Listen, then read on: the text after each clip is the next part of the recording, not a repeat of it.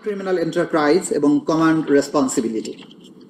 বাংলাদেশের তৎকালীন প্রধানমন্ত্রী তথা নির্বাহী বিভাগের প্রধান, বাংলাদেশ আওয়ামী লীগের সভাপতি এবং 14 দলীয় জোট প্রধান হিসেবে আসামি শেখ হাসিনা ছিলেন সকল ক্ষমতা এবং কর্তৃত্বের সর্বোচ্চ কেন্দ্রবিন্দু।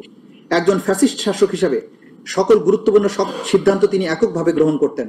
তার সকল রাজনৈতিক এবং প্রশাসনিক সিদ্ধান্ত বাস্তবায়ন এবং সমর্থনের মাধ্যমে অধীনস্থরা তাকে সন্তুষ্ট করে তার কৃপা দৃষ্টি লাভ করার জন্য সর্বদা সচেষ্ট থাকত। জুলাই বিপ্লবে সংগঠিত সকল মানবতা বিরোধী অপরাধের প্রধান এবং একমাত্র কারণ ছিল যে কোনো মূল্যে শেখ হাসিনাকে ক্ষমতায় টিকিয়ে রাখা। সেদিক দিকে বিবেচনা করলে জুলাই বিপ্লবে সংগঠিত সকল অপরাধের নিউক্লিয়াস ছিলেন শেখ হাসিনা।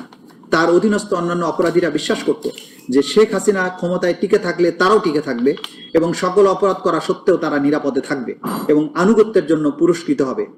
শেখ হাসিনা ছিলেন সকল অপরাধীর প্রাণভোমরা। তৎকালীন স্বরাষ্ট্রমন্ত্রী, আওয়ামী লীগের নেতা এবং অন্যতম নীতি নির্ধারক কুখ্যাত গ্যাং অফ ফোরের অন্যতম সদস্য ছিলেন আসামি আসাদুজ্জামান খান কামাল। জুলাই বিপ্লব চলাকালে আন্দোলন দমনে শেখ হাসিনা নেওয়া সকল পদক্ষেপ বাস্তবায়নের সিদ্ধান্ত হতো আসামি আসাদুজ্জামান খান কামালের নেতৃত্বাধীন কোর কমিটির বৈঠকে, যা তার ধানমন্ডির বাসায় অনুষ্ঠিত হতো। স্বরাষ্ট্রমন্ত্রী হিসেবে আইন শৃঙ্খলা বাহিনীর পূর্ণ নিয়ন্ত্রক ছিলেন আসামি আসাদুজ্জামান খান কামাল। তৎকালীন আইজিপি চৌধুরী আব্দুল মামুন ছিলেন পুলিশের প্রধান হিসেবে আইন শৃঙ্খলা বাহিনীর অন্যতম নিয়ন্ত্রক এবং স্বরাষ্ট্রমন্ত্রীর সহযোগী। ঢালাইয়ের সেরা প্রিমিয়ার সিমেন্ট। নিরীহ ছাত্র জনতার উপর নির্বিচারে গুলিবর্ষণের সিদ্ধান্ত বাস্তবায়ন হচ্ছে কিনা তার সার্বক্ষণিক তত্ত্বাবধানের অংশ হিসেবে সরজমিনে পরিদর্শন এবং পর্যবেক্ষণ করতেন। আন্দোলন চলাকালে 27 জুলাই 2024 খ্রিস্টাব্দে যাত্রাবাড়ি থানার সামনে আন্দোলন দমনে আইন শৃঙ্খলা বাহিনী তদারকি করতে গেলে মোবাইলে ধারণকৃত আন্দোলন ছাত্র জনতাকে গুলি করার, হত্যা করার ভিডিও আসামি আসাদুজ্জামান কামাল এবং চৌধুরী আব্দুল মামুন ও স্বরাষ্ট্র সচিব জাহাঙ্গীর আলমকে প্রদর্শন করেন ওয়ারি জোনের ডিসি ইকবাল। এবং মাইলট, সেটা বিখ্যাত সেই কথা যে যেখানে ভিডিও, হত্যা করার ভিডিও দেখিয়ে বলা হচ্ছিল, স্যার গুলি করি, মরে একটাই যায়, বাকিটি যায় না স্যার, এটাই স্যার আতঙ্কের বিষয়। এটা ছিল সেই ভিডিও।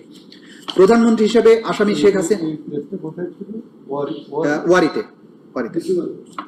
প্রধানমন্ত্রী হিসেবে আসামি শেখ হাসিনা, স্বরাষ্ট্রমন্ত্রী হিসেবে আসাদুজ্জামান খান কামাল এবং আইজিপি হিসেবে চৌধুরী আব্দুল মামুন ঊর্ধ্বতন অবস্থানে থেকে যৌথ নির্দেশনায় জয়েন্ট ক্রিমিনাল এন্টারপ্রাইজ এবং কমান্ড রেসপন্সিবিলিটির মাধ্যমে তাদের অধীনস্থ নিয়ন্ত্রণাধীন সশস্ত্র আওয়ামী ক্যাডার, আইন শৃঙ্খলা বাহিনীর সদস্যদের মাধ্যমে দেশব্যাপী প্রাণঘাতী অস্ত্র ব্যবহার করে নিরীহ নিরস্ত্র ছাত্র জনতার উপর গুলি চালিয়ে 1.5 সহস্রাধিক মানুষকে নৃশংসভাবে হত্যা করে।